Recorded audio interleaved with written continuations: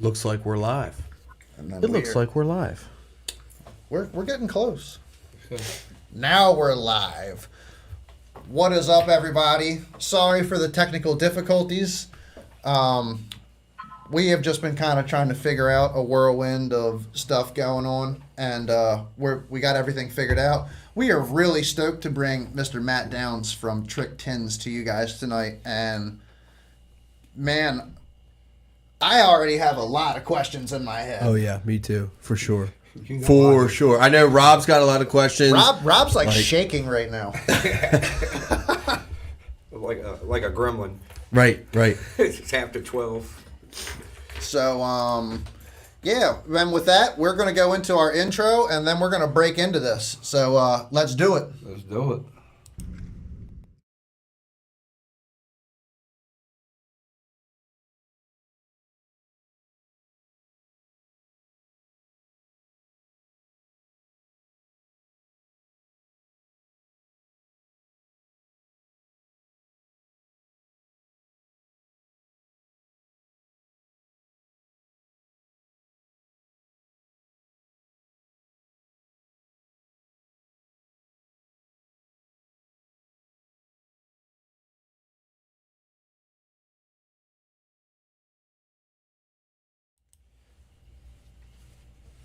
Whoop. I screwed up somewhere. You minimize There it. you go. You got it. We are good to go.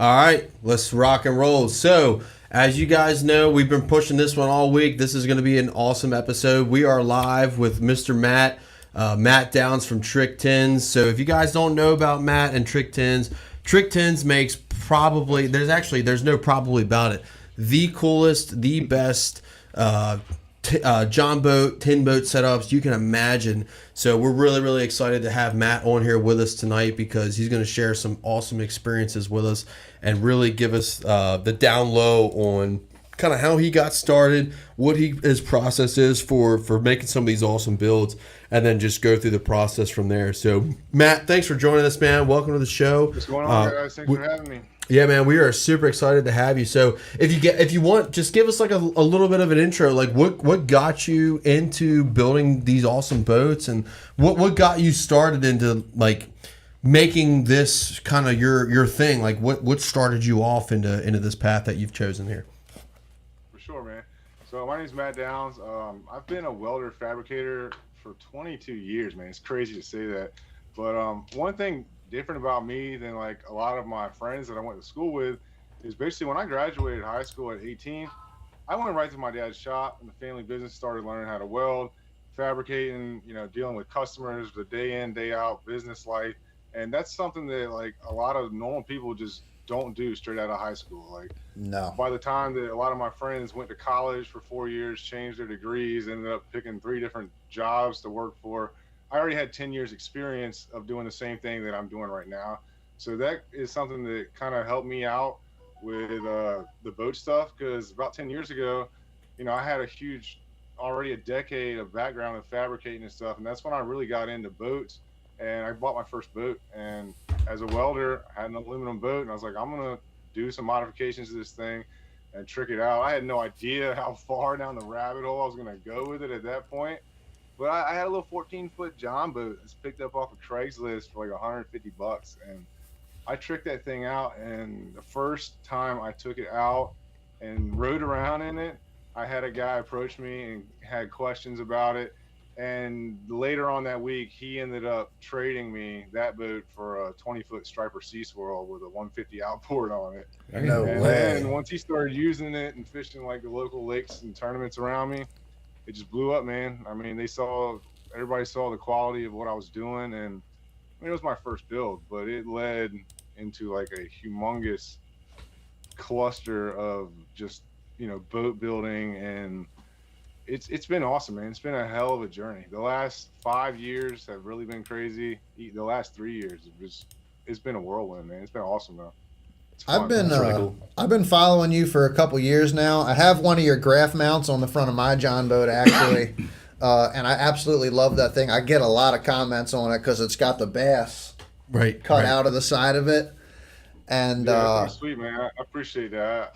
When you said that the other day, I was like, damn, I didn't even know you had that. So oh yeah, it's cool. yeah. I think I'm not gonna lie. I think I was like, you had just like released them, and as soon as you posted a picture, I was like, that's the one I want, because I was getting ready. I was doing a little build myself. I didn't do the front deck out of aluminum like I should have, but I was doing a little build myself, and I seen it, and I was like, I gotta have that. And I'm getting ready to rip that boat apart now and actually go to all aluminum. So this interview is I'm taking Way to notes. do it, man. Yeah, I'm Yeah, taking those notes. graph bridges are sweet, man. Those dual graph bridges. I put a lot of thought into that, and I'm actually making like a 2.0 version of it now. That's going to be dropping very shortly. It's very similar. It's just got different logos, and it's got my Trick 10's logo like on the hat and stuff. And they're set up a little bit different. And something else I kind of ventured into lately is kayak world, man. I got a buddy of mine, Shan for Real, out in Georgia, and he was building John boats, and now he's all kayak fishing, and he's got a huge following of kayak guys. He's rigging them out for him, and I started building some dual graph bridges for the kayaks, and we're gonna be making some fish tapes and measuring boards and stuff like that. So that's something else I got coming up probably within the next couple months. I thought it's pretty cool. That's pretty sweet. Yeah, that is pretty cool. So, like, I guess the first question I have for you is, you do all these builds and they're all freaking awesome, man. But like the industry, even a lot of the fiberglass boats, like me and Paul we have the conventional bass boat. Paul actually just got a brand new one, but like all these guys are going to the sea deck. What are some of the advantages that you see to the sea deck versus the carpet? I mean, is it how are a lot of these builds that you do now, are they all asking for sea deck, or is it still a carpet thing? I can even dig into this, dude. Yeah, I mean, I don't do carpet, man. It's a pain in the ass, and Shit sucks. It's messy, man. To the install, like, it's just the whole install of it is just, it's not my cup of tea. I've done it a couple times, man. And I hate using the glue. It don't matter what type of glue you use, you're gonna get that stuff all over you. I'm gonna get it all over that new carpet, and it's gonna look terrible when I get done with it. So I stick with the turf. I mean, I've got turf in 2 of my personal boats, and I like it. It's nice. The kids like it. It's easy to clean. Now, like this new build I'm working on, Project X, I got the turf, the boat scanned. So the turf is not only going to be like shipped to me in like sections, but it's all CNC cut out with like my logo on it, rulers on certain hatches. It's got a whole design. Once you put all the pieces in, you'll have like a bird's eye view design. This shit is crazy, man. I mean, the technology into it. Yeah, pretty It's cool. really dope, you know. That's cool. That's how the sea deck, because you don't actually do sea deck, right? You do hydro turf or whatever it's called. I do it all. Yeah. That's what we're using for the CNC cut turf is C-Deck. It's going to be like a triple stack. And then the deeper they cut into it, the different colors get revealed. And they do some cool stuff with that, man. They got like a process called like ghosting, where they can take like a gray turf and kind of ghost it, and it looks like it's black. They just kind of hit it with the router bit, and it's nuts, man. I mean, it's like an HD turf is what they call it too, and it's kind of new to me. I haven't used it yet, but it's definitely sick, man. But I mainly deal with OrthoDeck, HydroTurf, and C-Deck. Those are the 3 brands that I like. HydroTurf's cool because it's got a lot of different colors. OrthoDeck has some even crazier colors, and I'm that guy that's outside the box. I like the stuff that normal people don't use, and that's the stuff people will remember too. So I kind of like to do stuff like that. But yeah, I mean, all the turf is pretty similar, man. But I would definitely recommend you go with a brand name if you're gonna put in your boat, because there's a big difference between the stuff you can buy off of Amazon and then the brand name stuff. Just like with anything, you know. Is there actually a big difference in HydroTurf and C-Deck? I've had both, and it all kind of feels the same, but working with it a lot, like what do you notice differences in it? Nah, not really. I mean, the only advantage to using like a HydroTurf, I think, is the sheet sizes are bigger and they got more of a variety of colors. Okay. But when you're going with like the CNC cut turf, that the one I'm going to be using for that is C-Deck, and they just stack the colors and cut it out like that. But the C-Deck runs in like 40 by 80, and then the HydroTurf sheets are like 48 by 87 or something. So they're a little bit bigger. But other than that, I mean, like quality, I can't really tell much difference in any of them, man. To be honest with you, they're very similar. Interesting. I have definitely always wondered that. I wondered that too. I did whatever. It was like the Amazon brand stuff. He got it from Temu. He's like, It was not on Temu, you gotta get that Right. Temu None hydro of that Temu crap, bro. Yeah. No Temu stuff. I put that on the John boat, and actually, man, I put it down on straight plywood, like on the front, and then the back was aluminum. I did all aluminum on the back, which was good. But that I've stuff. heard of people using that stuff, man. I mean, I've never really had much experience with it. I definitely never put it on wood, but I've heard of people doing that too. So Yeah, I don't recommend doing it. I'm not saying I recommend it, but it worked for a couple years. I would love to see how bad Matt would have cringed when I did my John boat build, which was Oh my I god. literally built a. So I Dude, have he's a. got like a pallet that like sits inside So- this So thing. he didn't. Like, I literally. He didn't use HydroTurf. He used AstroTurf. Like it's straight. It's not that Depot. far off. It's So- straight green carpet. I built like a basically like Chad said, a pallet out of 2x2 and slapped it on there, put some plywood on top of it, and went out and got like the stuff you get at Home Depot, like the outdoor golf turf. And I just took a staple gun and just Like the stapled pet- it to the like front. where you walk the Like, dog on. You pretty much. I it's just like the stapled it shit to the you front. put down at your campsite. Yes. It's still together. I swear to it's still together. Dude, you know, I I seen duck hunt out of the thing. I mean, it works. I seen a guy had a YouTube video and he was building aluminum hatches, and to save money, he used highway signs. Dude, that's the I-95. worst, man. That's Like a when good you open the idea, hatch. though. I love that too. Hold up. When you open the hatch, you could see it. It was like, green with like exit, whatever. Yeah, Yeah, I've think definitely about seen that. that, man. It's I think it's a lot illegal, of but guys you use definitely could whatever they save some can get money their there. hands on. Oh, it's. I guess I it's mean better that. than using a bunch of heavy plywood. Yeah, Yeah, right. 100%. That 1/8 aluminum is a lot cheaper if you run over street signs than buying it at the store. Well, my tracker, it has wood decks, and that it came with, and when they get wet, man, like it soaks in the water. It's terrible, man. I gotta redo mine. I will- It's no good. I welded a stop sign into the spare tire well with my 240. Right, yeah. To fix it. I rust save off. money. Yeah. So I got it. One of the things my I experience noticed with that. about some of your builds and some of the videos and stuff that I watch, when I did a little bit of my stuff, I used why am I brain farting? Not channel. I used angle. Angle. I used some 16th. I think it was 1/16 That's inch thin. and a half by 1.5 by inch and a half angle, and I did some riveting. It's probably like one. But I noticed you use a lot of like C channel. It looks It's like actually rectangular tubing. rectangular Use, tubing. I mean, all of the hatches. I build custom hatches and ship them all over the world, man. I've shipped hatches to Guyana and Africa and Canada and Germany. It's crazy, but the hatches have 1.5 inch flange around them, so naturally having 1.5 inch flange on 2 hatches meeting together, that's 3 inches. So it just makes sense for me to use a 3x1 rectangular tube, because then the hatches meet up with each other and I don't have to have extra sheeting up on the deck. So majority of That the makes sense. framework that I do is a 1x3 by 1/16 tubing. It's super lightweight. I mean, most of the decks that are in the builds that I do, I mean, they're coming in at like less than 20 pounds for the 14-foot boats. I just did a deck in a Tracker 2072, and the whole entire front deck was 9 foot by 7 foot, and it was like 36 pounds for the entire deck frame. Holy That's smokes. I think I saw that absolutely video. insane, Is that the like- one where you had it out in like the driveway and you wait? put it Yeah, on, I watched that on the video. Scale outside. It was, I can't Yeah. remember what it was, but it was like 36, 38 pounds, something like that, I think. That's crazy. Yeah. We have a comment that says I like I got one piece of SB's wood build. that weighs that much on just one piece of my wood on my boat. It's like 30 pounds. I Yeah, have, I have more plastics in my boat than Well, that front you desk yours would. is fiber. Yeah, for real. Paul has more tackle and weight in his no, boat I mean than that just deck. plastic tackle.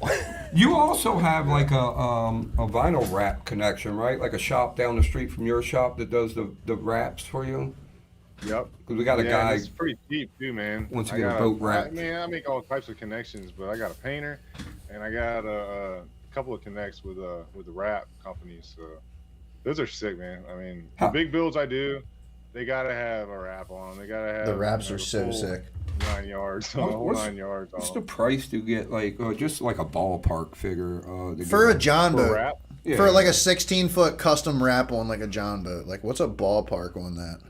you'd be surprised, man. I mean, retail, probably like $1,200. Oh well, That's not cheaper terrible. than I thought That's it was. better than I thought it that's would be. kind of better than I thought it It's was. a whole lot cheaper than a bass boat.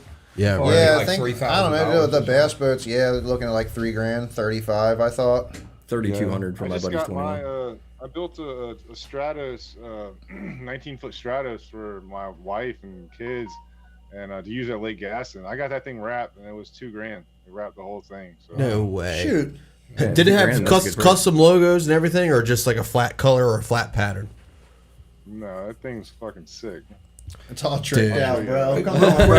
Oh man. He's trick tins, bro. He's gonna have a tricked out wrap. It's dope, man. It's got all kinds of stuff on it. So it's great that you say that, because so I just bought an old Bullet. It's been neglected. I'm working on fixing it up, but like the top cap is so far gone, like the wet sanding is not going to happen. So I'm looking at a wrap right now, and I'm thinking about doing a custom wrap for the podcast. And I've been quoted like $4,000, and like that's like I get it, like the price is worth it, but that's still $4,000. I mean, and It's almost as much as you paid for the boat. it is almost as much as I paid for the boat. Somebody on YouTube said that Matt's volume is low and ours is loud. Also, gotta say what's up. Oh, you took the comments down, Chad. Let me see who was Miles, Adam, Miles Adam was on Dan, there. Maria, my wife Maria. I saw her on there. What up, y'all? Ask some questions when you get a chance. So, can you fix that issue that they're? I think it just did. I turned his volume up some. Okay. So we were blasting and Matt was low. Dan Yeah, in I'm the not house. the smartest with all figuring out all this technology stuff for. Oh, you're good, man. We've been doing this for 2 years, and we screw it up every single Friday. Every Every week. I don't think we've ever had an episode that like went 100% smooth. No way. no, not never. not a single one. When I'm not here, my wife is like, "Did they start the show yet?" And I'm like, "No, Chad's probably still trying to figure out how to get Right, started." right. He'll be on in a minute. Everybody knows that we have like an 8-minute curve. Miles said he likes SB's build. So I guess you built the SB boat. Fishing's build. That's funny that you mentioned that, because King Neptune is like that was like my build, man. That's kind of the one that changed everything. Like, That's like I mean, the build. It's blue. Yeah, I've seen that boat.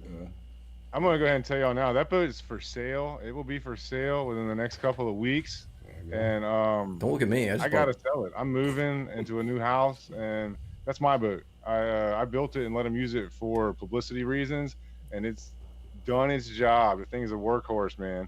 And now it's time to move on. SB is gonna be getting a new rig soon, but that boat's gonna be for sale. But that boat was kind of like, I don't know if y'all watched those videos on his channel, but that was where I had talked to him, and I was trying to start my own channel. I was like, I got to get somebody that already is established, to kind of get my foot in the door and help me. So I built that boat with him with the intentions of letting him use it, as long as I could for publicity, and I wanted it to be all out. So that thing is sick, man. I put like 400 hours into that build. Wow. And I got about $35,000 into that thing, including all my labor with everything into it. It's a 15-foot boat, so That's nuts. crazy. I mean, that thing is absolutely ridiculous. The rod lockers, everything in that boat is ridiculous. So I what- can't remember how many times I've watched the video. Did you of see it. Did you see the jet boat he did? The The jet boat was badass. he brought up a Sick. good You were question. asking about the wrap on my Stratos. Check this thing out. Dude. Oh, that's sweet. That's awesome. Oh, Man. yeah, that's tight. And he's got a fict on it. That's what I'm talking about, dude. Pumping the old Evinrude, man. I love that. Oh, that's what I'm talking about. I'm one of the only guys around our area that runs Evinrude too, so I feel I that. have a room, but it was 1992 when I had it. Man. Right. So you mentioned Neptune is gonna be for sale, man. Somebody's gonna get a sweet boat. Oh, absolutely. Hell yeah. Well, you built a boat for Rob Turkler as well, correct? We talked about this Yeah. yesterday, man. Yeah. Yeah, that was crazy, man. That was probably like the craziest build I've ever done. Rob Turkla is a cool dude. He is rich as God, and he does whatever he wants. And he called me. We've been talking for like a year. He saw the SB build on SB's Instagram channel. He showed some pictures of it and stuff, and then he started following me like right after he got that the King Neptune build, and we talked for like a year, and then back and forth. The dude lives in Texas. I'm in Virginia Beach, right, on the East Coast. So it's not like we're just gonna go meet down the street and network. But about a year later, he just was like, "Hey, I'm building a boat. I want you to come do it. What's it gonna take?" And I gave him a number, and he booked me a flight that day. And I left in like 2 days, and I was staying at his house for 6 days, and I redid the entire 17.5-foot Alumacraft in his garage with no tools and like 100-degree plus heat in Texas in August. Wait, so like you didn't have a welder, or like no materials or anything down there? I shipped what I could. I literally left like 3 days after I talked to him, and he was like, "Yeah, you're coming. Here's your plane ticket."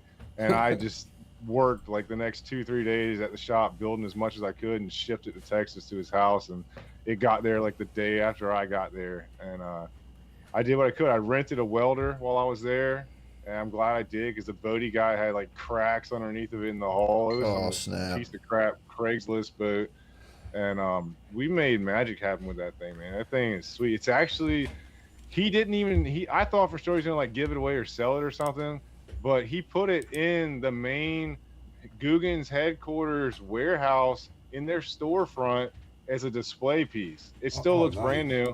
It's sitting right in the main showroom, surrounded by bait and tackle and all their clothing and accessories. So it's just like a showpiece. He just turns the lights on it, and it's dope, man. I'm so glad that he did that and didn't just get rid of that thing, because I put a lot. I probably worked, God, I don't even know. It was at least 100+ hours in 6 days on that thing, man. Like all I did was sleep and get up and work until I couldn't take it anymore.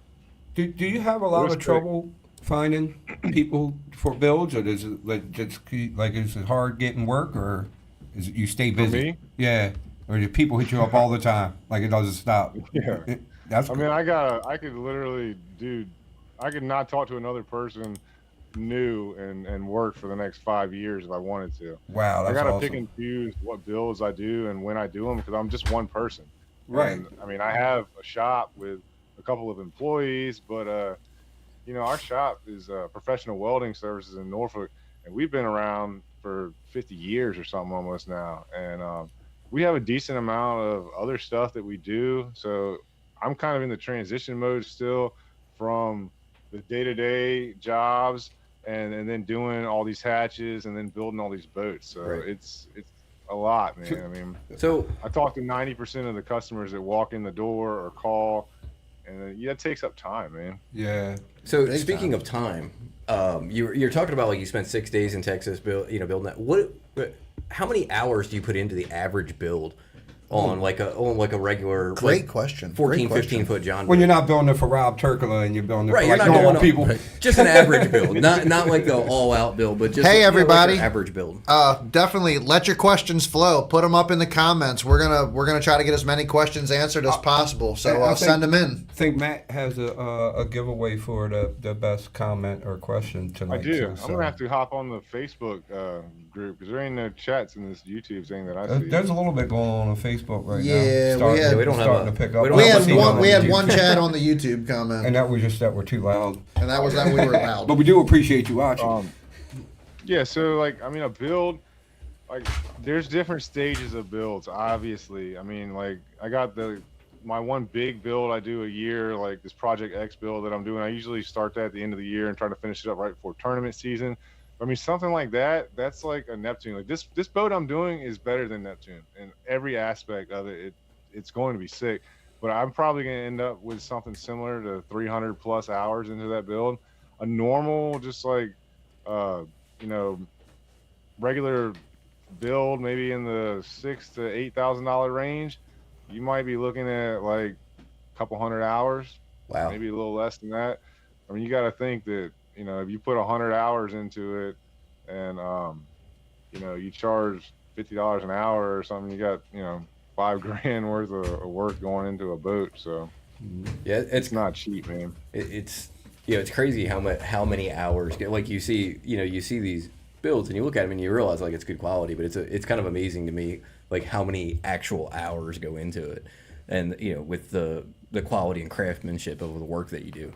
Oh yeah, that's I mean, the you other can thing, definitely though, see like, it. You can definitely see that the hours were spent to make it done right. Anybody can go freaking nail some shit together, or even pop rivet Pop some rivet aluminum it stuff together. together, whatever you want to do. But to take and do what Matt does and do the welding, everything is TIG welded. That is, first off, you want to talk about TIG welding? That is a art all in its own. I mean, period. Oh yeah. I can stick weld, I can MIG weld. I have certs for that, but dude, I don't pick up a TIG welder. I don't have it.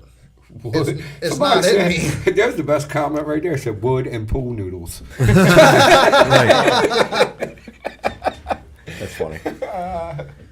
Wood and pool noodles. Wooden pool noodles. Like, What's up, so- Lloyd? so, apparently, all you need is a highway sign and a skid. We have learned. Yeah, tonight. right. Exactly. Just a pallet and some AstroTurf. I've seen, Matt, you sell like channel for like building hatches so you can do it yourself at home too, don't you? I think I've seen that.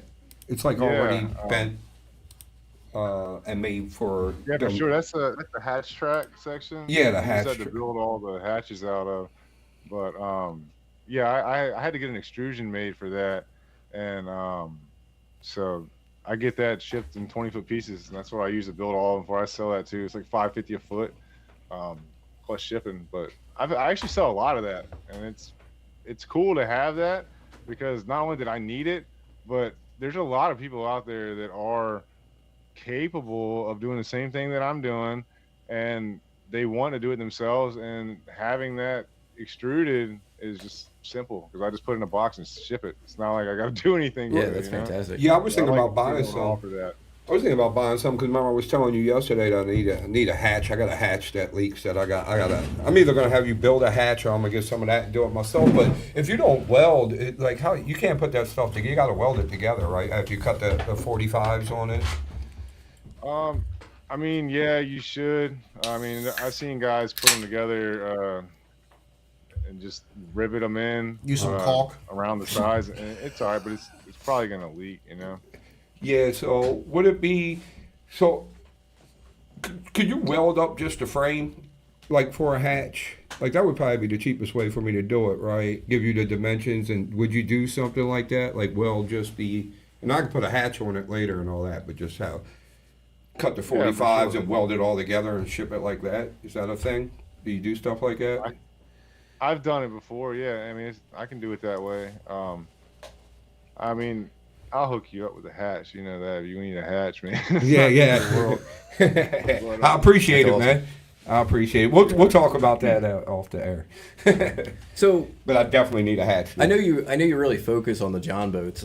That's something that like I've just kind of got into with, you know, hanging out with these guys. I've always been into bass boats. Me and Rob are the John boat guys. Do you have any interest or any items going into like the regular bass boat world? Like I know you that mount that Chad has is awesome. Yeah. And like anything like that you have like going into the bass boat world just to make it like, you know, just to open up like a new customer base. His dual mounts. For sure, man. He does a lot of rigging, electronic rigging too. Sorry. Yeah, no, that I do that. I work on a lot of different boats, man. I mean, the reason that I just specialize in the John boats is because where we live, there's a huge tournament, bass tournaments for John boats are out here, and they gotta have a 16-foot boat or less. They gotta have a 9.9 or less. Everybody's running the That's pretty cool. 9.9s with the upgraded 20 horsepower ECUs in them, but regardless, they just have you know, 9.9s and small John boats. And these fishing tournaments, I mean, they're huge, man. I mean, I guarantee you, there's probably 500 members spread without all the clubs just in my local area, and all these guys are, man, they fish every weekend. Like, you know how if you guys fish tournaments, I'm not a big tournament fisher, but it's live or die, man, and that's all they do. And a lot of them are older and they got money. A lot of them have full-size bass boats. They fish the big tournaments, and a lot of them just don't want to fish the big tournaments because it's too much work. They're getting older, and taking the big boat out and driving 90 miles an hour to hang out and get to the spots is just something that they don't want to do. And they could win enough money to pay their mortgage payment fishing these smaller tournaments. I mean, some of them are having 50 boat turnouts. First place is like $2,500, you know? Yeah. So that's kind of where I started building all these John boats, just because the clientele for those in my area is humongous. Now, personally, I built Neptune. I fished out of it one time since I've had it. I wouldn't even use it if I had it. That's why I let SB pretty much have that boat for the last 3 years. I've got a Tracker PT190, and I got that thing. I stole that thing a couple years back, and I use that to fish around the river. And then I got that Stratos we use at Lake Gaston. But as far as like the bass boats go, I mean, I got accessories and stuff for them. I do a lot of rigging. People bring me, 15, 20 grand worth of electronics between grass and live scopes and trolling motors. And I do a lot of custom brackets and battery trays and just stuff to hook up into like newer bass boats and stuff. But there's another avenue that I'm kind of going with some of these bass boats now. There's a couple of guys that are doing this, but since the price for boats is so expensive right now, a lot of guys are willing to put more money into their older boat and make it look like a new boat. So that's something that I'm going to start offering services for. It's like a lot of guys that have these old Rangers or any type of bass boat for that matter. We build new lids for them because the lids that are in there most of them are aluminum, but they're made for carpet, so they have gaps for the carpet to wrap around. We're going to build new lids that will fit tight, and then we're going to get the boat scanned, and we're going to put CNC cut turf in them. And that's awesome. That will basically make that boat look like a brand new boat. Yeah, for sure. That's what you need to do with the bullet. You're gonna do a custom wrap, and you're gonna do freaking turf all the way through it. Dude, I'm telling you. You might as well just drive it on down to Virginia Beach. Talk me into it. Just talk me into it. Bass and Beer Just Radio. talk me into it. Bass and Beer Radio Trick 10's Ardent Wrap. Dan had a Virginia Beach ain't that far away. Virginia Beach is a cool place, man. So I was down there. So I don't know. I'm sure Rob didn't tell you, but I'm full-time military. So I'm in Maryland National Guard, but I'm full-time. So I've kind of been all over the place. But in 2021, I went down to Virginia Beach. Norfolk, probably, to the naval base. So not quite. It was Oceanic Airfield or whatever down that way. Yeah. And we drove over the North River like 5 times. And every time I drove over the North Landing River, I was like, dude, I have got to fish this place. Like, it looks so freaking awesome to me. And I never got to fish it. But I have a number of friends of mine live in Virginia Beach, and they rave about places like the North River, Gaston, all these lakes that are really, really good. But I was planning on getting back down there to fish, but I never did. I'll tell you something about Virginia Beach with my skateboarding background. They have a here we park. It was a dump, and now it's called Mount Trashmore, and it's like a skate park. They got like a vert ramp. I don't know if they still have that. It's been like years since I was a skater, but yeah, Mount Trashmore. It used to be a dump, a landfill, and now it's a skate park. Is it still a dump? No. Radical, dude. No, it's like a nice park now. They actually have Mount Trashmore 2 now. Oh, they got Mount Trashmore 2 now. That's what I'm Well, you need to go down there, Rob. Wait, so hold on. I've been to Mount Trashmore. Not Mount Trashmore 2. We are not been to 2. We are not going totally off on a rant here, but aren't they about to do swamp games for the X Games? Are they? I don't know. Yeah, they're about to do the swamp games right now. They That's skateboard through a swamp. It's ridiculous. No, it's not ridiculous. That is awesome. That is pretty cool. Hey, Dan had a really good question. We should ask Dan's question real quick before I forget. What is Dan's question? What is the worst quality boat that you turned around to a quality fishing rig? Man, that's tough. I mean, personally, if any of you guys know me or follow my channel, I hate riveted boats, man. I'm a welder. I like welded boats. I don't even want to build riveted boats. I've done a few. Can you weld all of my rivets? Yeah, that can't happen. It can't happen.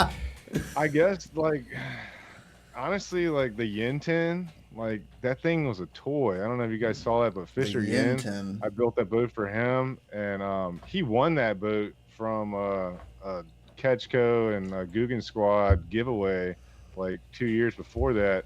But Yeah, it was a low 13 or 1436, and the whole boat was like 130 pounds. I mean, you can pick it up and throw it, but I mean, I made that thing into a masterpiece. It is the finest 1436 probably in the entire world. That's Turned out awesome. sick. I literally said that in every description. I was like, this guy makes the best John boats probably in the world. You see, if you watch his videos, man, it's like it ain't hard to tell. You see Matt in there with like legs hanging out the side. You the boat, watch he's we welding up watch there. a lot of like professional fishing stuff, and like, dude, the next best thing you see to like his aluminum boat rigs is like Keith Poche's like Gator Tracks boat or whatever. Like, it's not Yeah, even. Keith O'Shea has a gator trap. That's what I mean, but Yeah, it's but- like it's not even in the same realm of Yeah, but what we're talking you're about. looking at, here. like- Matt could hook a gator tracks. Oh, you Keith get a gator Poche- Oh, track, yeah, that's what I mean. Matt But could Keith hook Poche's that. Gator Oh. Tracks cost like There's the 70 grand. Yeah, his is a bad example. Look, there you go. Which one's this one? That's the Yin 10.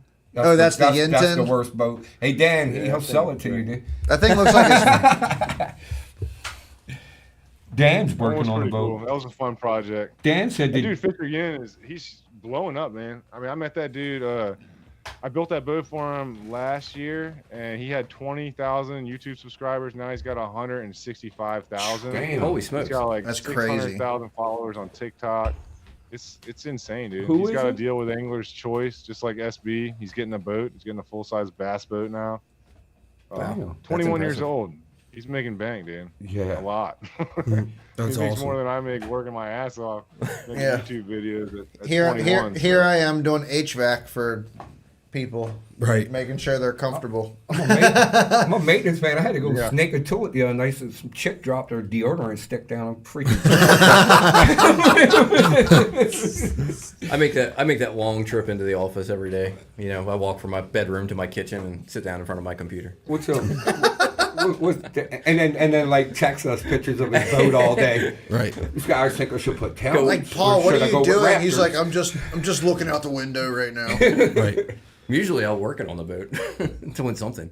Dan Hopefully said, not so much with the new boat. Ever do any? What is that? Microcraft? Mirrorcraft. Mirrorcraft. Mirrorcraft. Mirrorcraft. I haven't really seen a Mirrorcraft. I think. I haven't I've heard seen of them. I haven't seen one in a very long time.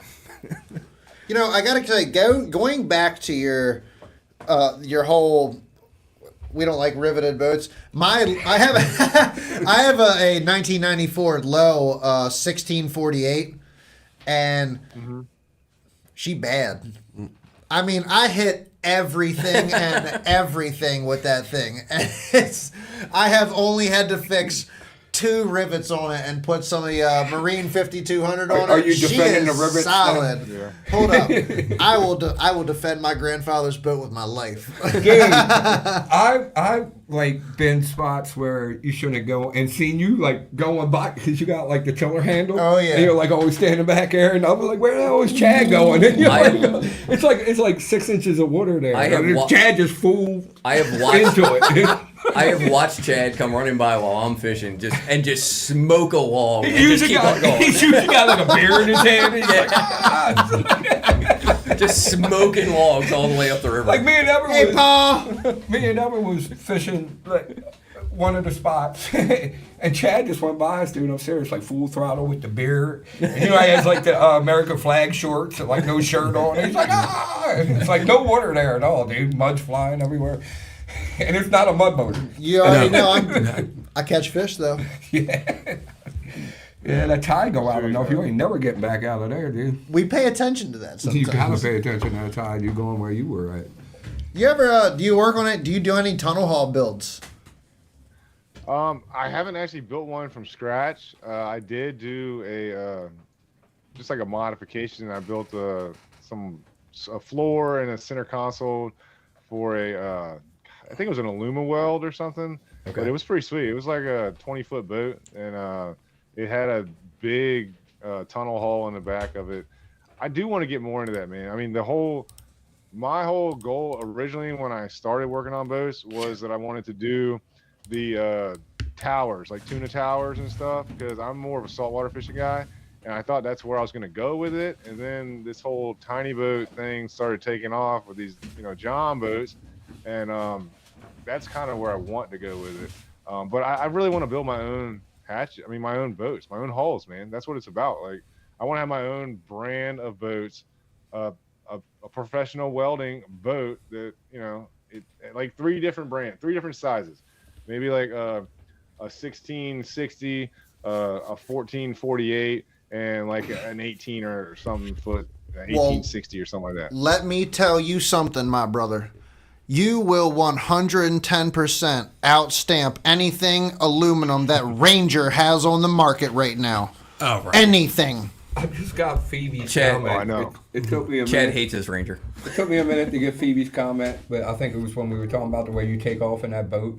She was like, usually he says, hold on, then we're off. So, Hold on a second. so Matt, if you had to pick, so you've worked on countless amounts of aluminum boats. If you had to pick one brand that has the best built aluminum boat out there, what brand would that be and why? It's not Ranger. I put everything on it. No. Yeah,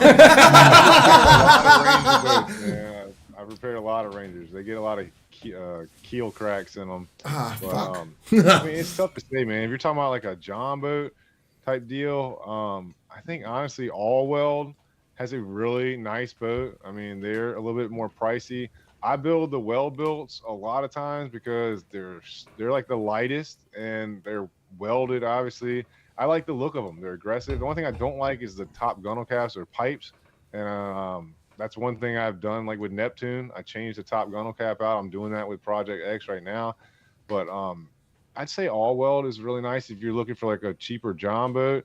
I mean, if you really want to get into like a full size, aluminum rig, Express makes a nice hull. Yeah. They got some boats that have like 250s on them, center consoles, and those things are badass. And you know, there's War Eagle makes a good boat. Oh yeah. There's so many of them, man. There's guys like building custom boats on J's, and I mean, there's literally probably 24 guys that are making super nice custom boats that are just really dope. Right.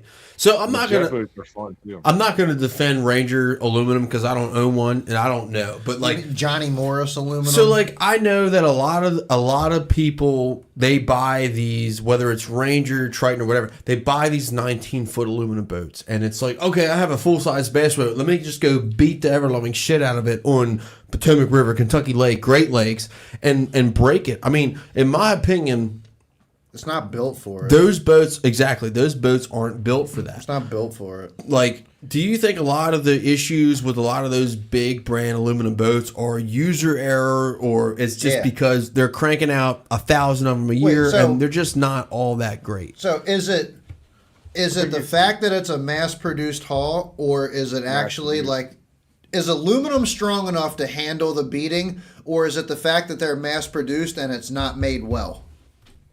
I think it has a little bit to do with both. I mean, the mass produce really kills things because the amount of quality that goes into it, it's just gone. I mean, the employees are doing the same thing. They're on an assembly line, and they don't give a damn about that boat. They just want to get paid and go home, and they're going to weld it, be done with it and get on to the next 500 that's in line behind that one.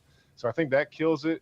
And I think that the design has something to do with it too. Like, some of the boats just have bad designs, man. I mean, the Tracker Grizzlies, I've repaired countless amounts of Tracker Grizzlies. It's more so with the bigger ones because they come with bigger motors. They hit bigger waters.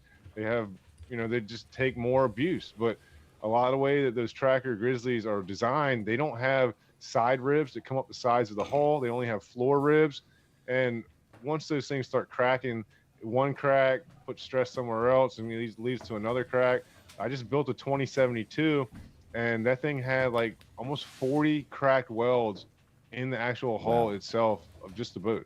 But Ranger, the design that they have of their RT 18 or whatever it is, 19.8 or 18.8. Yeah, 188. Yeah, I've repaired one of those for Kevin Gunn, another YouTube guy that's local out here. He's got one. It's just a sick boat. It looks beautiful. I mean, it rides nice when you're in it, but the design of the way it comes down to the keel and is welded in the front, it takes too much abuse. And I've repaired it twice for him, and I'm sure I'll repair it again. I've repaired, probably a handful, at least 5 or 6, same exact models, 18 and 19 foot Rangers. I mean, I have a Tracker PT 190 with a 90 horsepower outboard on it. It's got the revolutionary welded hull from Tracker. That's probably hands down the best hull I have ever seen from any aluminum, boat that's in that category and that price range. And I love that boat, man. I mean, it's sick. I put that thing through hell, and I've never had an issue with it at all. It's fast. So I mean, it's like driving a Cadillac when you're one on of our plane. one of our friends, he has a Tracker Grizzly, and he said he has seen the welds under the deck, and it looks like it was done by Stevie Wonder. That's what I was reading and laughing. Tom Overs. He said, I don't doubt it, man. I've seen the Stevie Wonder welds under the deck. Stevie Wonder. So we have another guy that we know locally, and he's got a 18-foot G3 with 115, and he's had multiple welds break on that G3 from running with rough water around here. Because I mean, G3 makes a pretty good boat too. I mean, I've never seen a big one like that. I've seen a lot of the smaller ones, but Oh, your boat. yeah, he's busted 2 welds on it. So- he had one fixed, and the one lake that we have here that we fish, one of our smallmouth lakes, is it gets the Notoriously water gets bad. big. If it's a north wind, and it gets blows, big. It gets big fast. It blows straight down the river, and it gets. I mean, it Kinda gets window. 2 to 3 footers. Yeah. Easily, no problem. And he's busted 2 welds on a G3. So it kind of went back to Chad's question about just aluminum just holding up to like running rough water. It just seems like it doesn't matter what kind of aluminum boat you have. It's just like if you put it in rough water, it's gonna something's gonna break. Now, to be fair, and I don't want to steal Matt's thunder here, but we're not really talking. not my grandpappy's riveted low. But to be fair, we're not really talking John boats at this point. Like we're talking aluminum bass boats, like 17-foot and bigger. Yeah. I mean, we're talking like serious weights, like 2 to 4 foot rollers or more. Well, yeah, and we're You know not what I running mean? Like- John boats in that kind of water. So. No, but I'm here to tell you No, right now no, that dude. running my Ranger in 2 footers is not comfortable, and it makes me want to slow down because I'm telling you, I run it and I'm like, every time I hit a wave, I'm like, break, break, break. Like something's gonna crack every time I hit something. It doesn't even feel good. I don't go nowhere on my The boat worst part is around you any probably kind of haven't even seen 2-footers. true 2-footers in it. Exactly. Because true 2-footers are like true 2-foot waves are rough in a fiberglass bass boat. Yeah. Definitely not going yeah, around for any sure. of that in my boat. Even my I champion. think that aluminum boats are kind of like the future, though, man. You see a lot of these, even professional bass fishermen that are going for the aluminum hull. I mean, they're lighter, That X21 hull. they're more getting- durable, Getting in shallower water. supposedly more durable. But I think it has a lot to do with the design, man. It's a lot of design. It just comes down to the design of how they put it together. But I mean, you put a 150, 200 horsepower outboard on an aluminum boat. I mean, that's a lot of torque. A lot of speed, a lot of banging and beating up. It's going to take. So it's going to take some of these companies really stepping their game up and getting a really good design as far as the framework and stuff goes before these issues go away with the cracks and stuff like that. But I think it's coming. Yeah, that makes sense. I mean, I will say that I think it is. as far as running rough water, a friend of mine before he got his Phoenix had it was a Tracker TZX 19 with a 150. That was the best riding aluminum boat I've ever been in. I mean, that's the revolutionary welded hull that I was talking about, and I love that. That hull, it's really dope, man. I mean, the layout of it, the way it's built, like the bottom of the boat, it's super nice. It's like riding in a Cadillac. It's like you're just floating. But Yeah, it doesn't handle big waves too bad. Yeah, we were me and him were fishing a tournament. My boat we usually fish out of my boat, but my boat was down, so we took his boat, and we're running back to weigh in, and it's big, and we were blowing by 20-foot bass boats in that boat, and I never got beat up that entire ride. It was amazing how well it handled for aluminum. I've been in a lot of aluminum boats, and I've gotten beat up on the Potomac in aluminum boats. But I was really impressed with the ride quality on that. I have kind of a random question taking us to a different area here. Have you ever reinforced the transom on a smaller boat so that it could hold a larger motor? Yeah, for sure. I mean, there's a lot of boats like these smaller 1436s and stuff that they're not even really made to have outboards on them, in my opinion. But I've done a lot of reinforcements for those guys so they can run even just regular motors on them. But I have definitely beefed up some transoms for customers for, if they want to put a 40 on there, it's rated for a 25, or they want to put a 50 on there. And I mean, it can definitely happen, man. Those well builds are rated for pretty high motor capacities. Like the one that I have now I'm building, the 16-foot boat, it's rated for a 40 with a tiller, 60 at the console. And these guys out in the bayous, they're running 90s, 90 Yamaha two-strokes, only 1452s and stuff like that. Dude, they're flying. That is probably so fast. Yeah. They're just race boats. I mean, Probably that's all running they do out 50, there, 60 just miles race an hour in a 14-foot boat. Mine's 16 foot All with day. a 40 horsepower. So what's that giant? Just start kind of off topic. That giant swamp down by where you are in Virginia Beach, because I've Dismal been. Swamp? Yes. Is there fish in the Dismal Swamp? The Dismal I don't know, Swamp man. I is ain't going called. out there. So all right. Is it by Mount Trashmore? So no. So I trained that way. in Dismal Swamp, and let me tell you, it is the nastiest shit you've ever been in your life. Like I'm telling you, it looks fishy though. you walk in the Dismal Swamp and like you got mud up to your waist, and you're like, dude, this sucks. Like 3 days I was in that motherfucker, and it was not a good time. But like now that I'm like a duck hunter, I could only imagine going back like, oh my god, the ducks are gonna land here and fall. Like, but when you're there in July and it's 100 degrees and mosquitoes are everywhere, I'm like, dude, this sucks. There's water above my waist all day long. Like, this sucks. I don't want to do this. But it does look super fishy. Like, it's actually a really cool place if you're not there for army training. The name sounds like it sucks. The Matt, I heard you Swamp. mention earlier about It was named by George Washington. Fun fact. about fishing the river. Are you fishing the James? No, where I live is actually in Chesapeake. I'm right on the border of Chesapeake and Virginia Beach. My shop's in Norfolk, but I'm like 5 minutes from the Elizabeth River. Okay. And that's like my backyard, man. I can put in the water and be fishing in 20 minutes from the time I pull out of my driveway.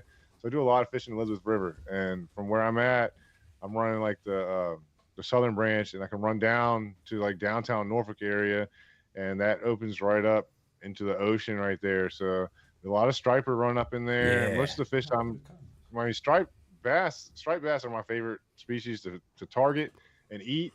I fish for food most of the time. I got 3 kids, so they like to eat fish, and I like to have free food. So Yeah, right. I get a lot of drum. Speckled trout has been crazy this year, man. But yeah, those are the main 3 fish I target in the river. And then I like going out in the ocean too and fishing out there, but that's like an all day thing, man. Sometimes I can't go all day. I can go for 3-4 hours. That's a quick hit in the river, but you go out in the ocean and you're talking about a whole day trip, man. Do you have snakeheads down that way? Have you guys seen any of those northern I never snakeheads? caught That one. yesterday. I've heard of some, but I've never caught one. I've heard of people catching them. They're not like abundant like they are around y'all's area. They're loaded up here. Dude, they're so good to eat. We- too, they're We man. talked absolutely about that loaded up last here. night. They Yeah. got a couple questions on YouTube going on if you guys want to read them off. Yeah. Yeah, so I've absolutely. been running through these. So Thomas is the guy who owns Project X, Thomas Roby. That's the boat I'm building now. But what did he say? Seeing him work in person is the only way to appreciate his value and quality. I appreciate that, Thomas. Thomas is a good dude. He's actually like a helicopter pilot for the Army. So nice. he's Oh, got hell a yeah. badass job. Now we're talking. Hirizi, the smallest boat I've worked on was the 1436. It was the Yinten. I did one for Billy too. That I don't recommend. Those boats are not really boats, in my opinion. Those are meant to be put in the back of your pickup truck and fished in your granddaddy's lake, not taken out for tournament. How do you decide what That's direction real. and how far to take a boat? They're also different. It's from Tom. That's a good question. It basically comes down to budget. I mean, it's all going to come down to budget, unless it's just something that I want to do. And I'm like, I got this boat, I'm going to make this thing crazy. It comes down to budget and who's willing to put what into it. Because, I mean, let's be honest, nobody's going to work for free. I mean, I do a lot of extras in these builds and I eat a lot of labor just because I know stuff needs to happen and I want it to be. You have pride in next your level. work. Yeah. I mean, it's like, I'm not just going to cut corners because, in the middle of the project, the customer says, hey, I'm maxed out on budget. It's like, especially doing YouTube and this stuff's in the front of the world. yeah, I eat some labor, you know, but that's just me putting in for the get out and the later return of it all. But Well, yeah, you yeah, put in it really comes down to budget, man. I mean, I got some guys that walk in and they tell you, I don't care what it costs. And, Make it happen. 20, 30 grand is nothing to them. Like, majority of people are like me, where they're like, yeah, I ain't got no money. Right. Can we finance that out, man, over the next like couple years, please? Right. I ain't pulling I mean, I'm 30 paying for grand out my pocket. I'm paying for my Skeeter for 20 years, so Yeah. It literally it makes me think of like, first off, obviously I have a Ranger. It's a 19 AP, and you just crack balls and stuff like that. So it's like maybe it's like I should sell it and then maybe send a boat down to Matt. Just have Matt build me a boat. I could put freaking 15 or 20 into it and have something at half the cost of my Ranger that's probably going to crack at some point. So I got a You new had question. some hull issues when you first got it, didn't you? What was going on with it? Bro, so I bought my first Ranger. It was a 2021 Ranger 19 AP. It had 13 hours on it. Something wasn't right with the motor. I was like, whatever. I'm mechanically inclined. I'll fix it. No big deal. I brought it home. I ran it. It was just wrong. Something was wrong with this boat. It would not plane out. It was like trying to submarine, like under the water. that thing was like- like herd. I went back to Ranger. They took it back. They sent me a brand new 2024 haul back. I got a brand new boat back. Did the same exact thing when it came back. Like it was like submarining hard. So then I just like dug into it. I was like, there's no way there's like two boats that are just like lemons like this. And it just turns out that the people at Ranger are Inept. within the spectrum. They are inept. And they don't know how to set up their own boats. So I set up my boat to the way that a lot of other people have set it up. And I'm running 52 now. So I'm starting to think that there was nothing wrong with my original haul. They had set up the boat. It was like a Well, jack so plate. so wait a minute. So Wrong, just to like expand, jack so plate. the motor has 4 mounting bolts. They had on the it. motor Yeah. set too high. They They had had it the set motor too high. set too high, and they had the jack plate set too high. I lowered the jack plate, and I lowered the motor all the way down on the jack plate, and it runs much better now. That's after they replaced the hull. That's after they replaced the hull. Yeah. so So it's like a Did they make you win-win, give the but old haul back. no, it's like a Yeah, win-win, they but did. I had to make payments on a boat I Matt- didn't have for like 11 months before I got it back. Matt wants the old hull to build a boat out of it. Yeah, Right. Yeah, I went and looked at one today. Actually, a buddy called me, and he works at the scrapyard, and they had a tracker in there. It was a 175 crappie, a revolutionary welded hull too, and it was sitting there, no trailer or nothing. I went down there and looked at it. Dude only wanted $280 for it, and I would have picked it up in a heartbeat. It had the console, all the interior in it, and everything. No motor. It had a couple cracks in it, nothing I couldn't fix, but I got nowhere to put it, man. I'm about to move, and I got like 4 boats at the shop. I got no room for nothing, so I had to pass on it. But, Yeah. So it's now yeah, in I'm a it's now always in a looking cube for about this big. boats, man. Right. Unfortunately. I got 2 John boats now that I'm getting ready to list for sale, and I got a 20-foot trophy center console cuddy cabin that I got to sell that thing too. I got to get rid of some of these boats, get some money for this down payment. So for the new house. I'll be posting them up very shortly. I got Tracker Grizzly 1648, a brand new on a brand new trailer, and a well-built 1552. That they're nice boats. I picked them up because I was gonna build them out for people, but I ain't got time to wait around to do that right now. So I got to move some of this stuff. But that's life, man. Yeah. Life moves fast. Yeah. And houses are expensive right now. Yes. Shit, you ain't telling me nothing. Especially in Virginia Beach. You know So, it. Yeah. are you staying local to Virginia Beach, or are you totally relocating? Yeah, I'm moving next door, man. It's gonna be easy move, but it's my parents' house. They're moving, and we're gonna move into their house. It's like 800 square foot bigger, and it's got a big detached 2-car garage with a fully furnished studio apartment above it, and it has an attached garage. So that's basically like a workshop. My dad had set up as his workshop. It's got its own 200 amp service out there, so I can run machines and stuff. So it's gonna be a huge step for me, and it will really help me with the side stuff with Trick 10s to have a shop in my backyard. It's like a real shop instead of just working in my garage, you know. Right. So So I'm hyped about it. is that the goal to make that your full-time job and get out of I your mean- regular day to day? I mean, I'm already doing boats all day, every day. I mean, I still am involved in the company and talking to customers and, helping people. Majority of the stuff we do, we had like a big contract with AGI, it's architectural graphics. We're doing all of the steel frames for all the car dealership signs pretty much in the world. It's the biggest sign building company in the world, and it's right here in Virginia Beach. But we put all our eggs in one basket with them, and it's kind of fell out. So now we're doing a lot of other stuff. But we do all like restaurant stuff, Wendy's, McDonald's. We do all Norfolk Public Schools, kitchens and stuff. And we do a lot of stainless work. And then we have a lot of walk-ins, just builders and custom stuff for, mom and pop restaurants, shops, just all types of just custom countertops and sinks and tables and just shit you can't go buy at the store that you got to get somebody to make for you.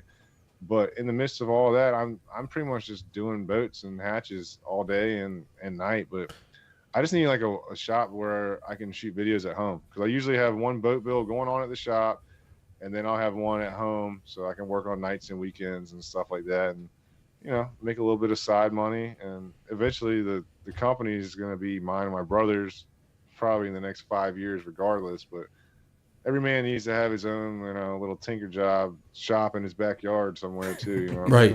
So, It sounds like so the question Mine's got a roof is, leak right now. so the question is, when do you sleep, or do you sleep? Do you not sleep? That's a good question.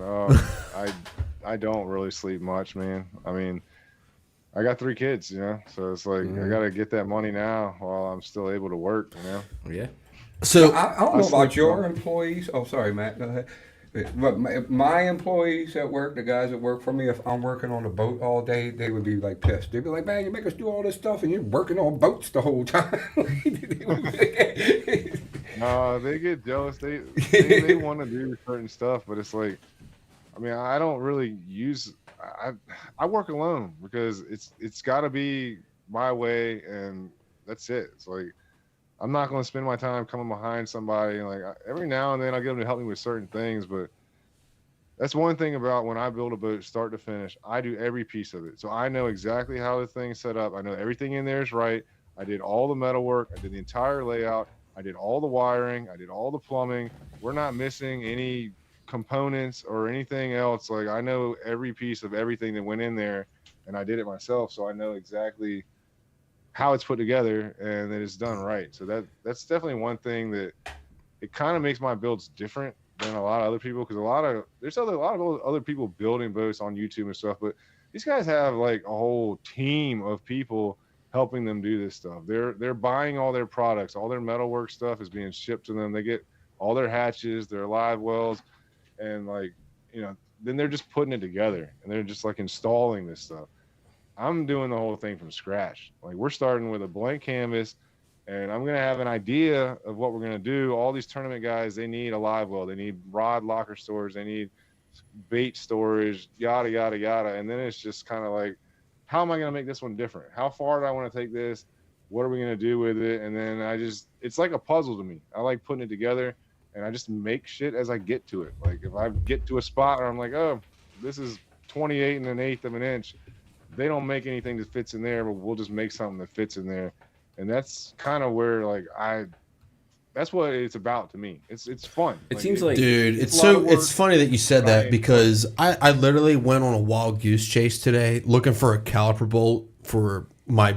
So I have a you have no idea. I went on so I have a 2000 Ranger 518. I had a caliper bolt breakout or wobble out or whatever, and looking for a caliper bolt. I went to 3 different places, wasted 4 hours of my time looking for a bolt that I didn't have. And on the way home, I'm like, dude, I would rather spend like 30 grand on metal machine tools to learn how to make my own shit than just not have to deal with this crap. Because Riding around looking for a boat. dude, the age of just going to get stuff, at your local dealer, that's gone. Like, I hate you're not going. just going to get parts Hey, Tony. anymore. You have to order everything. Unless you have a guy like Matt that can just say, yeah, man, I got it. Like, I got you. I'm going to build it. You know that Like- you know Matt that was you know saying- that one of the members of Bass and Beer is a machinist, right?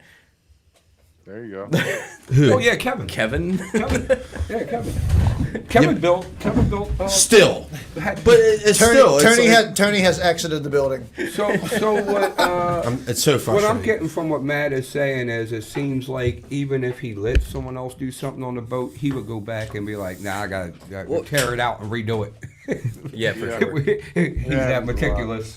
I can also see, like, you know, you said you're comparing to like other boat builders that are on there, and they, like, with them having everything built and you doing it yourself, it seems like a lot of innovation can spawn from that too, because you can look at different ways to do things and come up with new ideas where they're just, like you said, they're just installing new stuff, you know, that's being pre-made for them. So, you know, that really breeds a lot of innovation, which gives a uniqueness to your builds. Hey, what's up, Pete? Zachary asked, do you use 3D printers that make mock-ups? I don't. That's one thing I've never really gotten into. My brother-in-law is a machinist. He owns a machine shop, and he's got a bunch of machinery and 3D printers, and he does all kinds of crazy stuff. But I don't know, man. It's not my thing. I ain't got time for that. I'm a metal guy. Yeah. Not plastic guy. You do have some, I seen on your last video, like a jet, or what is that cuts out the aluminum? Like, you put it in a computer and design it, and then it cut it out? Yeah, like that's it's a plasma cutter, a plasma table, CNC plasma. It's cool and it works good. It's not like made for making intricate cutouts like in that graph bridge that he got from me, but you know, that was made on a water jet table. That plasma table that we have, mainly we use for cutting steel. Like, they'll cut up to 2-inch thick steel. So you can imagine if it's cutting 2-inch thick steel, it's probably not going to be as precise when you get down to the thin gauge aluminum. But I mean, it works. Eventually, I'm trying to get a laser table. The water jet table is just out of my league. I mean, that thing's like probably $1 million. So it's just not something I can get. The laser table is expensive. They're coming down. It's just like everything's coming. You know, it's expensive when it first comes out. But I mean, you're still looking at like $250,000 to get a laser table easily. And then I want to get a CNC press brake. Like, my machinery I have works. That table we've had for like 5 years. The rest of my machinery is from the 90s or older, and it still works. But I mean, we're coming up on, you know, 30, 40 years old now. Like, we got to upgrade some machinery. And I think that will open some more doors for us too, having those newer machinery. Because I mean, that's where you hold your tolerances, and that's where you get the bigger contracts, the bigger jobs, and you can get more into manufacturing and, you know, mass producing parts. But so do being you a small do? shop, we still keep the quality up. Do you do a lot of, so like around here, we have 3 giant reservoirs that are electric only, and some of the John boat builds around here are ridiculous. I mean, I'm talking guys 30, 40 grand tied up into electric boat. Do you do a lot of electric builds in your area? I'm doing one right now. I'm running a video series on my YouTube channel of that. It's an 1860 low roughneck, and I thought it was gonna be a piece of crap when it first came in because it's like a gigantic boat full of carpet and wood. But dude had a big budget, and it's sick now. It just got wrapped, and it's got tons of LED lights in it. It's got 8 lithium batteries in it. And are you putting a Torpedo on it? You never even heard of this movie. You've never even heard of this outboard. It's called a Carbon, and it's from Germany. No, it's from Russia. It's a Russian motor. Really? I think it's crazy. It's all metal. It's kind of like a Torpedo, but it's metal and it's black, and it's basically the equivalent of a 16 horsepower gas outboard. Really? That's awesome. I think a dude paid like $8,000 just for the actual outboard itself. So There's some insane. I mean, it ain't my cup of tea. I like to get in the boat and drop the hammer and, you know, haul ass. That's me. Yeah. But electric only is a whole different world. I fished an electric only tournament out of Neptune with SB. Couldn't use the outboard, and it sucks, man. Right. Yeah. We have some. I feel like you can't go anywhere. Right. We have some guys around here. These 3 reservoirs that we have. These guys get crazy. What was that motor that Vince put in his? Pure watercraft. Oh yeah, so it's a pure watercraft. It's an electric motor. It pushes his boat like 27 miles an hour. Is it a Stealth? No, That's it's called a pure watercraft. Okay. And I'm not familiar with that. It's insane. It's very new, it's extremely new. It's like a $30,000 motor with the motor and the battery. Yeah, it's ridiculous. It's insane, It's insane. how serious some of these guys get in, and these reservoirs, they're electric only, but the rules for using a boat on these reservoirs, you can only use them in those 3 reservoirs. So they're putting like 40, 50 grand into a boat that they can only take on 3 lakes. Yeah, and the crappy thing about that is that they might be able to go 30 miles an hour with that thing, but you get to the other side of the lake and then your battery's dead. Yeah. And what do you do then? You're gonna paddle back 5 miles or something? Like, Right on the trolling that's motor. the thing that kills me. Like the electric outboards have come a long way, but I feel like they still have a long way to go before they're actually affordable. And like the runtime on them is it's nothing. I mean, you run full speed for. A lot of the motors are getting like 30 to 45 minute wide open runtime, and that's not very long. And you got to consider that at the end of the day, so you can get back to the ramp. And I don't want to have to worry about that. Yeah, I think Vince said with that motor, he can run wide open for like just about an hour. So 30 minutes one way and 30 minutes back. So you're running to one spot and running back, on one of these lakes from the launch to get to some of the better spots. You could probably still consistently run at a higher speed than for sure. your other boats, but running wide open and then wide open back, like unless it's like a special occasion, like you're going to this spot, this is where you're fishing, and this is where you're going back, like. It's not really worth it. No. Yeah, I can't get into the whole electric scene. I can't either. I mean, it's cool. Don't get me great. wrong. It's just so first off, I probably could for myself, but the ramp hours at the reservoirs are just terrible. I want to be in the water much before they open, and I don't want to have to pull out. Pretty Boy's fine. Like you can watch a Pretty Boy like Dawn to Dark. Well, Yeah. Lock Raven sucks. Lock Lock Raven sucks. Lock Raven's garbage, and that's the home lake. So, and it's a good lake. Pretty Boy's better. There's 7 to 8 pound smallmouth in Pretty Boy. No question at all. All right, Yeah, so- guys, I hate to do it to you guys, but I'm gonna have to wrap it up, man. Y'all No got worries. any last minute questions or anything, or anything y'all want to touch on? Let me check the chat here real quick. Make sure nobody has any questions. Go back to. It's just fun though, man. I like doing stuff like this. I'd like to do this again, maybe every couple months or something if y'all are down. Oh, absolutely. Yeah, it'd be great. 100%. No, this was great, man. We really Tom- appreciate you coming on. Tom says, "Get back to work." right. Yeah, Rob, as soon we're as wrapping Boat's it in my up, brother. garage, He wants it. He wants you to get that He wants boat to get done. his boat done. But, So That's I guess awesome. my last question for you is, what if you had a 5-year goal for Trick Tins? What is it? Like, where do you see yourself in 5 years? Where do you want to be? What is this, a job interview? No, maybe a little bit. Where do you see yourself 5 years from now? Right. Well, I mean, the company, Professional Welding, is already established. The company is really doing, it's doing good. It's its own entity. Trick Tins is something that I kind of brought into it. I mean, obviously, I can't have Trick Tins without Professional Welding. So, I kind of hand in hand with both. So I'm going to be inheriting the company, and that's going to be busy for me. But as far as Trick Tins goes, I like doing it. I mean, I'm hoping to sell the products, mass produce hatches, and different products for boats, graph bridges, cup holders, just random outside the box stuff that I put my little twist on, and just selling a lot of stuff like that. I'm still going to do bills and stuff because I enjoy it. And I'm really just trying to take this YouTube thing to the next level, because the YouTube, I got like a 5-year plan into YouTube. I'm 2.5 years in, and I'm hoping that by 5 years, I'll actually be able to make enough money to where it's worth it, because it's a lot of damn work right now, man. It's a lot. Oh, You don't yeah. really Yes, make it is, anything off brother. until you get It up definitely there. is. I'm not anywhere near.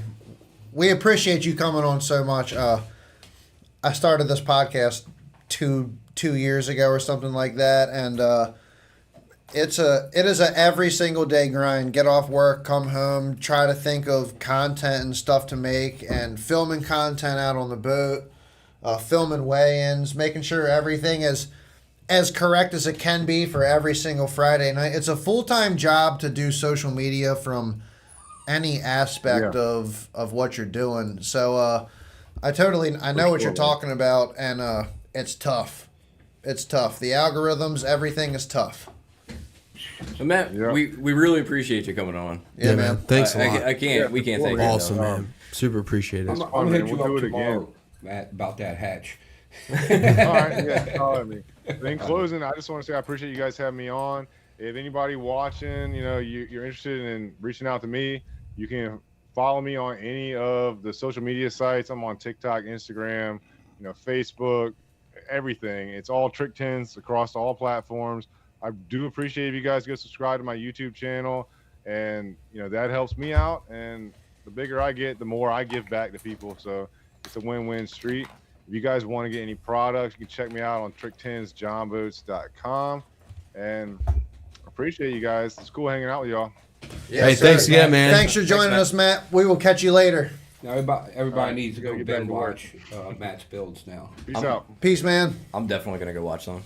Hell yeah, we are. That's super interesting. Even though I'm not into the whole John boat scene, that's just not my thing. I find it the work and the stuff that he was talking about. I find it really interesting. It is. His It's incredibly videos interesting what he does. His videos are really good, dude. Like if you don't watch him on YouTube, I highly recommend it. Yeah, I'm definitely gonna go check him out. They are very, very good videos. Yeah, he's not on. Well, he does very good quality work. I won't talk bad about other boat builders. So, but what else is in the news? Scott Martin caught 30 pounds on Lake Okeechobee. We talked about that last week. Yeah, but we should talk about it again because it's fucking awesome. Oh, he didn't catch 30 pounds. He caught 30 pounds a day. Yeah, true. He did it was 3 like times, 99. not just once. Well, no, he caught 30 twice. He was right under. He had 28 the other day. two dirty 30s. Two dirty 30s and a 28. Is he okay? So and I don't follow pro fishing, so I apologize. Is he in the Elite Series again Yeah. this year? Yes. Yeah, he requalified for the elites. So he fished the Open Just because because it's he on was right Okeechobee. there? It's on Okeechobee for his but home lake. here's the really cool part. I don't know if you guys know this, but he didn't make the Classic this year. He missed it by 1 spot. Mm-hmm. So he's the last person out of the Classic. So he won. Dude, guess who the first person in the next Classic is? That's already qualified for it. He's Logan the first Parks? Scott no. Martin. He's from the first winning that person to Open. qualify for next He year's was the Classic. last person out last year and the first person in this year. Because he won the Open. Because he won the Open. So here's my thing. I'll never, dude. I swear to God. So I've met Scott. I've talked to him. Really nice guy. I've talked to Roland. Super nice guy. When he went from FLW to Bassmaster, everyone was like, dude, he's from FLW. He's not that good. I was like, dude, bullshit. This guy. That's what I'm saying. His daughter's killing it. Hasn't he won the Forest World Cup? He's won it twice. Once. He won 2011 Forest World Cup. Yeah. So when everyone was like, oh, the Bassmaster Elite Series is so much better than the FLW Tour. On Lake Ouachita. Dude, how many the amount of guys that are absolutely unbelievable that have come from the FLW Tour? Wheeler came from FLW. Hey, like and share this video, Right? boys. Let's get some Second more people place, in Randall here. Tharp, I think. If I remember I think so, correctly. yeah. So so Randall Tharp, FLW, Jason Lambert, FLW, Scott Martin, FLW, Brian Thrift, man. Jacob Wheeler, FLW. Most of those guys have 2015. all those guys fished FLW. Danny Brower fished FLW Kevin Van Dam for a fished. while. Kevin Van Dam fished FLW. I think it's ridiculous back to to- say FLW was not as competitive as Bass Elite. If anything, I thought when it was around, the FLW Tour did a better job of filming and covering their tournaments than the Bass Elite Series. See, No, Tony I don't think does so. it- I don't think Tony- that. I disagree. Nah, But Elites was always better than FLW. if you- I I disagree. Completely. And this may be before you really got into They had better payouts bass because they had fishing. Walmart backing them. So, but back in the early 2000s, when they actually had, didn't have scheduling conflicts, a lot of the elite guys fished the FLW and the elites. Right. So Ishman Rowe fished both. Kevin Van Dam fished both. Ishmael Kevin Rowe Van Dam was a monster. Kevin Van Dam's won Angler of the Year on FLW. Major League Fishing started like that too. They were fishing the elites and they were doing that. Major League Fishing was really cool at that time. That's when they didn't know where they were going. Back when they Before had the Bass Pro Tour. when they just had Yeah. the TV show and they had the coolest format. They I will effed give it all up. I will give them this. But prior to the Bass Pro Tour, they had the coolest tournament format ever. They didn't know where they were going. It was so cool. Until the morning of the tournament. They got a 30-minute ride around where they could ride around the lake and try to figure out what they were doing, and then they just told them to go fish. And they were going, and it was awesome. And they were going to like different places, like you never heard of, or oh yeah, they be a lot of small lakes. They should have left it like that, man. That was much better. So cool. What was Jacob Wheeler 2015 Forest Wood Cup? Yeah, 2015, something like that. I think. But there's a lot of these guys that are Justin Atkins, who's on the Elite Series now, who's struggled. He has struggled on the Elite Series. He was Forest Wood Cup champion. Yeah. These FLW guys. Who was the very last Forest Wood Cup champion? Brian Thrift. There you go, yes, sir. Brian Thrift. He's fishing. I know my bass fishing trivia. I was going to ask Tony because I know he doesn't know. I knew you would know. Whoa, ask me. Go ahead. Who won the last Forest Wood Cup? Forest Wood Cup? Like there's the last one ever. No since there's no more Forest Wood Cup. The last he Forest fishes Wood Cup Major League Fishing. Brian Thrift. Yeah. Did you hear me say that? No, it's just a really good guess. No, Because his Brian podcast- Thrift was like one of the best FLW anglers ever. Brian Thrift is one of the best anglers in the world. He's Oh, yeah. You know he's got a podcast, right? Him So, and so Matt. Brian I listen Thrift to and a a lot. buzzbait was Let's talk fish. So Brian Thrift was one of the first ever to like put the chatterbait on the scene. No, well, yes. Yes, But that, He tried to keep it under wraps for a He didn't want to long tell time. nobody. He had it, and then it. exactly. Yeah, and So then finally the it was- people that made it was like, "Come on, man! There You were- keep winning all these tournaments on our bait. So the Can people you tell people so that we could sell some?" Yeah. there were actually two people that did Andy, that. The other one was Andy Montgomery. Yes. Yeah, Andy Montgomery. So Both Andy were Mc- FLW, by the way. Andy Yeah, Montgomery. they're North Carolina guys. They By the live- way, Andy Montgomery, one of the funniest dudes that you'll ever if you don't follow his social media, he is Dude, hilarious. you hear that story he told about when his friend knocked his teeth out? He's That also- shit is hilarious, dude. He's also incredibly smart. And a good, very good. angler. He has a degree in it's something like nuclear engineering or something. He is incredibly smart. Sounds redneck as all get out, Dude. but he's incredibly smart. He's got another funny story too, where him and Brian Thrift was out fishing, and he said they was going down the bank, and then he told Brian Thrift, he was like, "I just saw a monkey on the bank."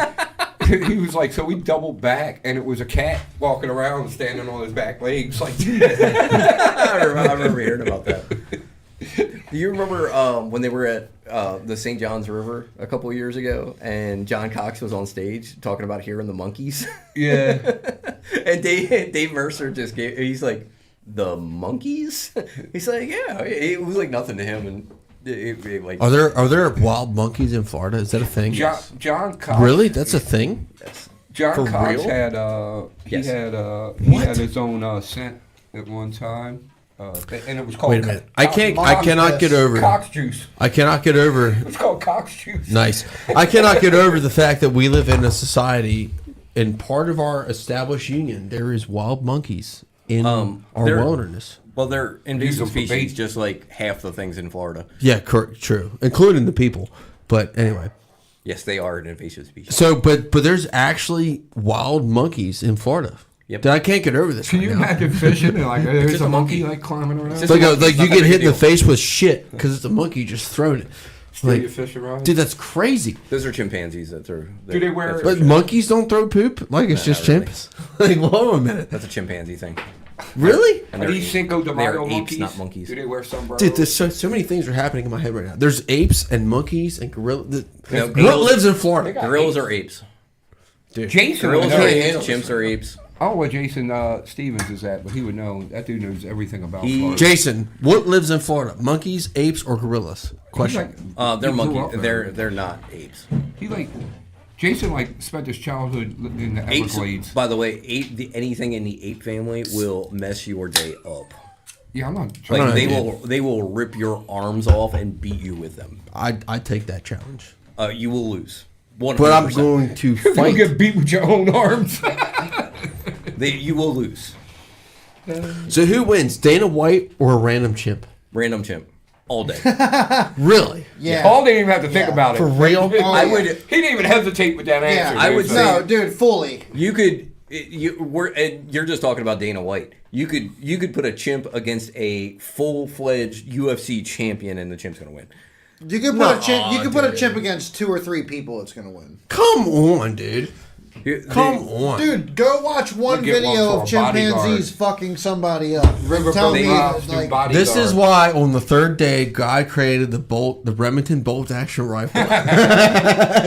a chimp versus a rifle. Yeah, Now the better question I've seen is, Tarzan. The Chimp rifle wins. wins every time. I think a wins. chimp can No. shoot it back at you if you have you ever seen Planet of the Apes? Yeah. Which there's like wait a minute. So we all Not saw the Charlton. the Super Bowl commercial, right? Kingdom of the Planet of the Dude, garbage, absolute crap. I like the one What with do you James mean? Franco. The new ones are pretty good. They The suck. one with They're not James bad. Franco. When it, They're pretty good. yeah, the I like that original one. Planet of the Apes freaked me out as a child. Well, the I old can't ones stand is them. real creepy. Like, come on, bro. Can't stand them. yeah, the old Can't stand 'em. The old ones are real creepy. I So- can't stand them. Anyway, So anyway, back to fishing. All I do is watch fishing. That's all I do. all I so really you're all in I do. Florida, flipping a beaver, and a chimp throws shit at you. Go. There's no chimps in Florida. Here we go. They're spider monkeys. Monkeys.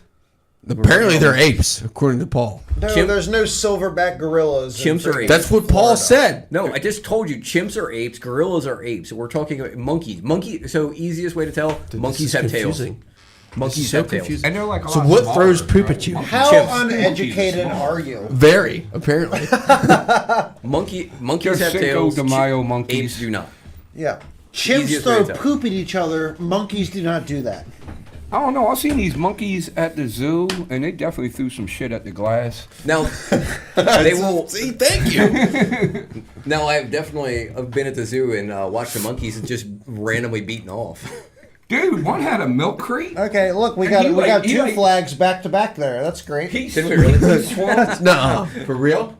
Well, I'm putting the flags there because I have to mark this because this is just comical. One, look. At Why the are we zoo- talking about monkeys doing sexual things right now?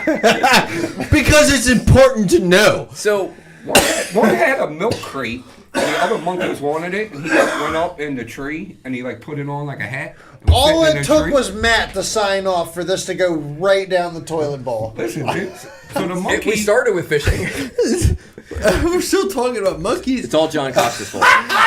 The monkey awesome. swings. The monkey swings on the vine. I can't even put this on YouTube And he goes anymore. by Sure like you a can. cat This is monkey, great. And he like holds the crate out, and when he tried to grab it, he put it back on his head. Dude. It's like teasing him with it. You want the nanner? The nanner? So My anyway, crate. What the fuck? we got God damn it! You guys did this. a couple tournaments going on right now. Yeah, Yeah. apes only. So Bassmasters. we have the Bassmaster Toledo Open. Bend? Well, we have the Bassmaster going on right now. We have the Bassmaster Open on Washita. So if you get snowed in tomorrow, catch the top 10. yeah. on Don't Bass even Live. say that, dude. I have to drive the Dave's boat trailer in the And morning. if you I go fishing. the Toyota series on Gunnersville just wrapped up, and those boys smashed them. There was I heard a stat that there were like 37 bags over 20 pounds or something on the first day. Jeez. Yeah, Forward it facing just sonar. no, they're throwing traps. I mean, they're catching some on forward facing sonar, but they're catching a lot of fish Where- shallow where- because the water's real dirty. Where are they fishing at? Gunnersville. Which is what, Alabama? Like Gunnersville is where. Trying to figure out if they're like on beds yet or not. There. No, they are not. They are Oh. they are pre-spawn set up. It was a pretty hardcore trap bite and chatterbaits, and yeah, it was from what I understand. But those People boys sleep. smashed. People sleep on a rattle trap. I throw a rattle trap a lot more than people know, and Nobody sleeps in a rattle trap. more than I care to talk. I don't throw a rattle trap ever. You Me should, neither. No, but not a rattle trap. I don't ever want to throw one. Well, You you should like the throw a spot. lipless crankbait. You like the Cordell spot. Yes. No, Rattle You trap. should. The Bill Lewis rattle trap. Do you like catching big fish? no, Oh, okay. Then I think continue. he's. dude. I only Being catch sarcastic. the biggest 1.5 pounders on glide baits. Hey, can we announce next week's guest? Because, I mean, Who do we as have far next as- week? We got the one. The only, I'm gonna let Chad. Do I it, don't 'cause- I don't want to announce it right now. You don't want to announce it? No. Okay. We don't have enough people watching to announce it right now. Yeah. Well, And pe- it's people a rewatch it. it's a pretty big announcement. It's Well, a huge announcement. not many people rewatch 2 hours into it, but It's- some people do. It's such a secret. I don't even know. You know. I probably do. I just You know. forgot. Paul don't read the text. But, Like, you you- text, like I text, like, guess who we got? Guess who's coming on? And Paul's like, you guys think I should do this to my boat or that? I'm like, Paul, did you read the text? Like, David Fritz is coming on the show, dude. What's up, Kyle? I don't get that That's excited. not next week's guest. Guys, we're getting ready to wrap this thing up right here. We are not giving it up right now, Dan, but we have somebody that is a icon in the swim bait industry. Hey, Dan. Oh, right. That is Yeah, ready yeah, to yeah. join into the show February 23rd. And we are super stoked about this.